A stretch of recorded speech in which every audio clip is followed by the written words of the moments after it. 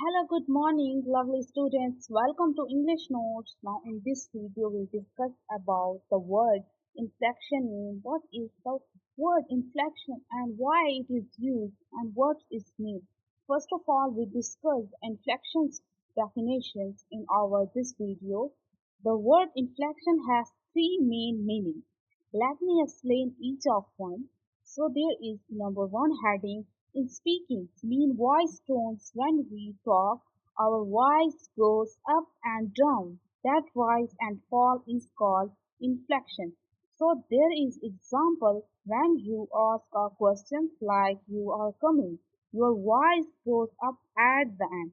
So when you make a statement like you are coming, your voice stay flat or goes down. So there is a question why it is matter. Inflections show emotions and meaning. Without it, you are sound like a robot if there is not inflection. So your voice is flat, there is not any up and down point. You become voice like means your voice is like a robot. When you speak, your voice is like a flat and there is not an up and down point, so there is not any emotion. You are speaking like a robot. Number two heading in grammars means word change. In grammar, inflections means changing the ending of words to give its new meaning. So there is the example like we can add s, like we can add s in the word with cat. Cat becomes cats more than one. And for example, add ed, walks become walks. It's convert into past tense. Add ing, play become playing means something is happening now.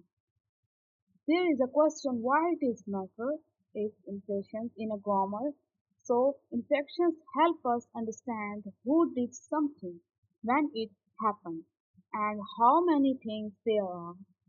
Number three heading in journal life, it is called a turning point. Inflections can also mean a point where something changes direction. Means, for example, like a road that is bent, or in life moment when things are suddenly changed, like finishing schools or starting new job. This is like sometimes it's called inflection point, a time when everything shifts.